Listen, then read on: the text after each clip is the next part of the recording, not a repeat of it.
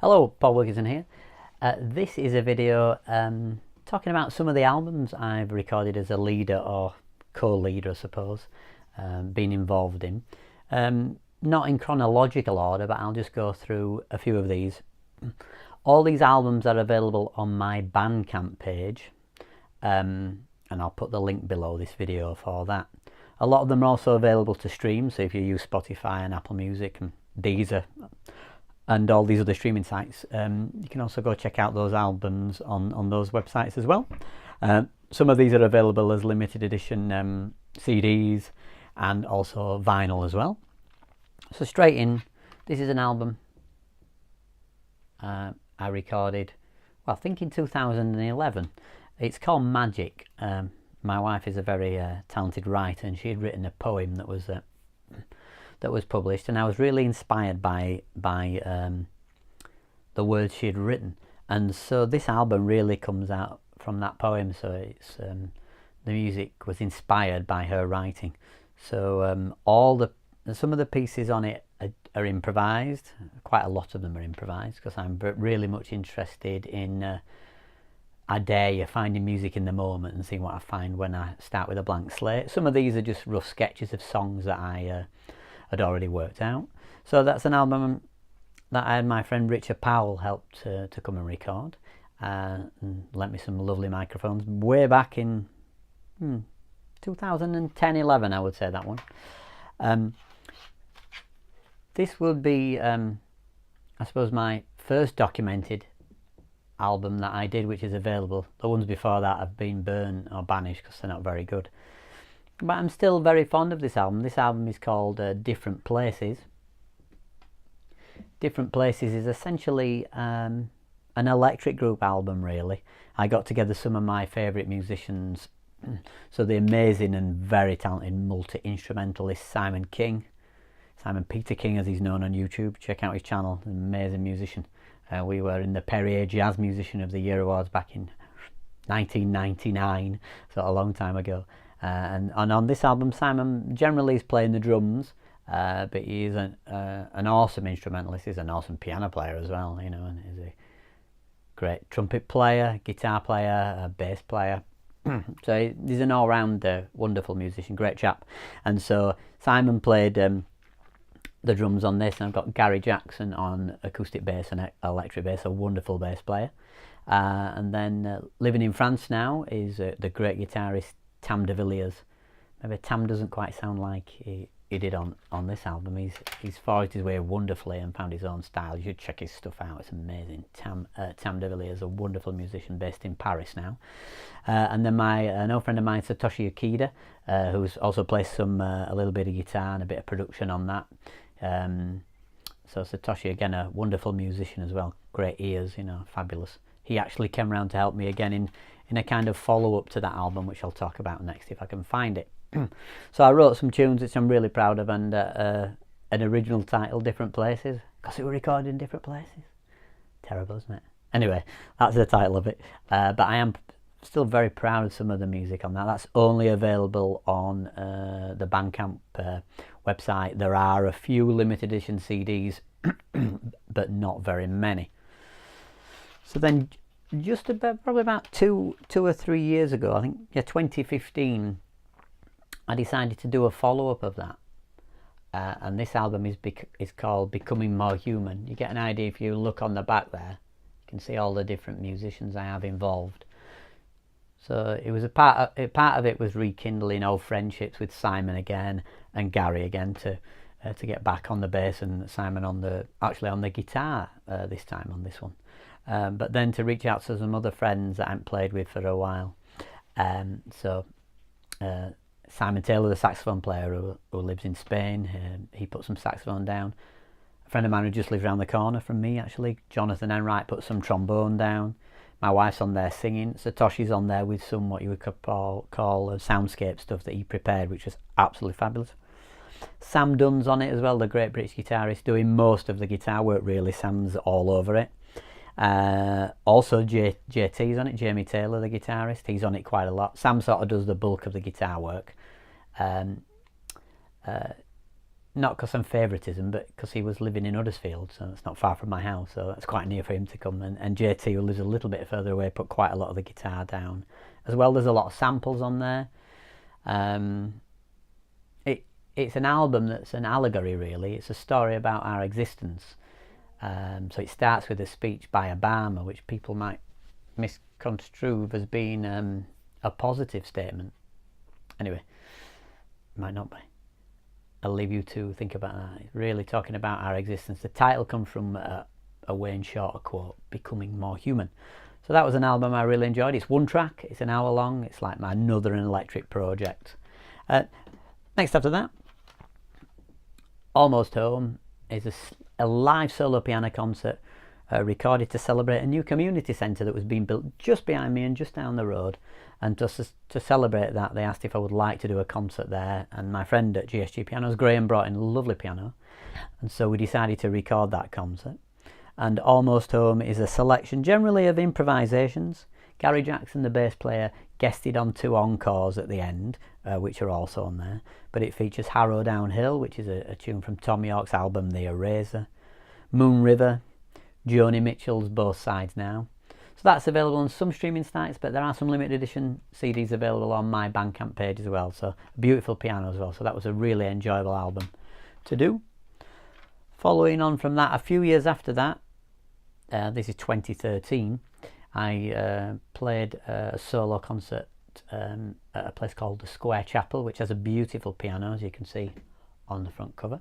A lot of this concert actually is on YouTube in a live solo concert, so you can look and search for that if you so wish and have a listen to that and watch that. This features a long improvisations, but also interpretations of Paul Simon's The Sound of Silence, Leonard Bernstein medley from West Side Story, some more improvisations, and it concludes with the encore, which is a beautiful song I love by the American singer-songwriter James Taylor called You Can Close Your Eyes. So that is a lovely CD. A few left, but you can download, and that also streams on a lot of the sites, particularly Apple Music, I think. Right, next after that, just one more solo live album from years gone by. This was again at the Square Chapel, but probably in 2007 it was. This features an improvisation. I'm very pleased with the opening, and also another improvisation later on. Features some Radiohead, Lucky from OK Computer, and concludes with the Gershwin tune, Someone to Watch Over Me. So, next after that, let's have a look. So then, after that, we've got an album called Silent Songs. This features Jamie Taylor on guitar and Gary Jackson on bass. This is a 3 equal way project, if you like. We ended up becoming, for better or worse, we ended up being called the Silent Songs Trio, because we have performed this music in concerts and such like. So this is a beautiful album. It features pieces written by myself and Gary and Jamie Taylor, and also by my old piano teacher and great friend Bill Kinghorn, who I asked to arrange one of his pieces called Wistful Waltz for us. So that's a lovely album, a trio album with the great Jamie Taylor on guitar and Gary Jackson on the bass. Speaking of Gary Jackson, me and Gary have done 3 albums together. One is just a digital album, which is available on all the streaming sites. I think it's called From Inside, which is like a little EP. But the first album we did is called From the Green Room. It's a collection of pieces by myself and Gary, exploring the duo format. And so that's a lovely album, only available, I think, as limited edition CDs.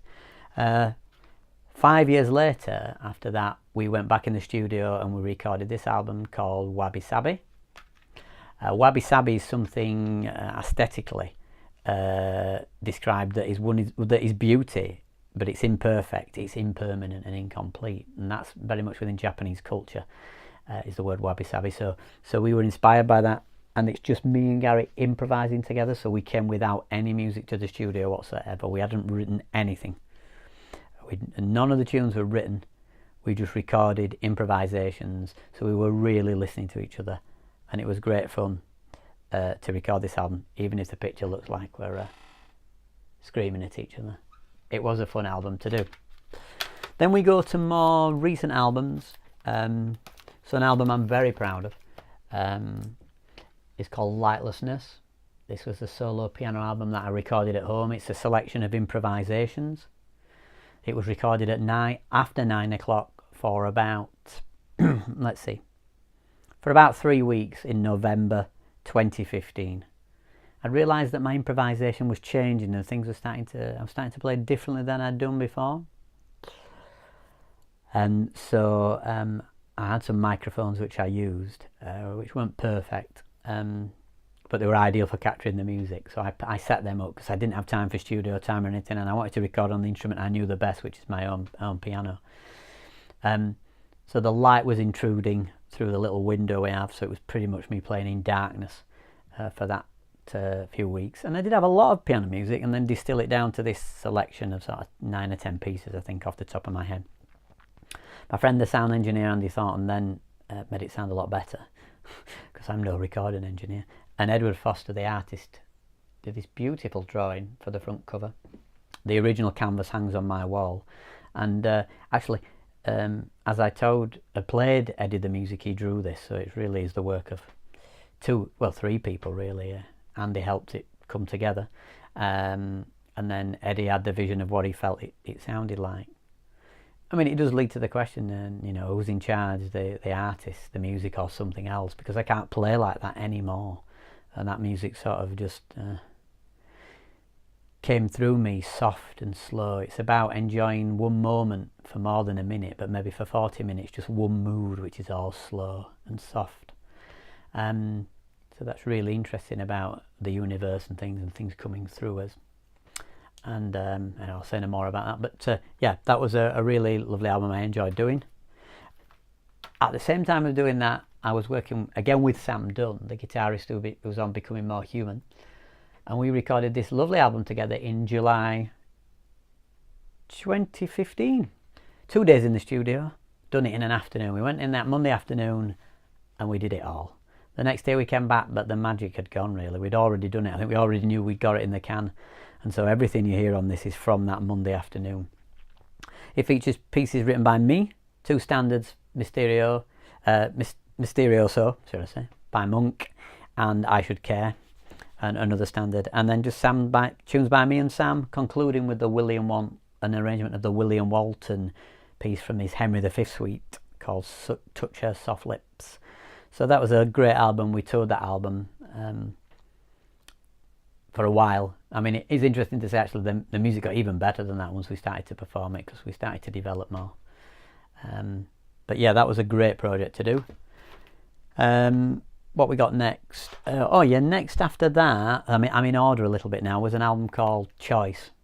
I went into studio about 40 miles away with my friend Andy Thornton, and we just basically had a bit of fun. We put like 12 microphones up, we spent all day recording, and this record, which it is available as a record as well, not just as a CD, was the outcome, which is called Choice. And it's a selection of improvisations. The CD concludes with the Sufjan Stevens tuned Death with Dignity, but the record doesn't. It's all improvised on the record.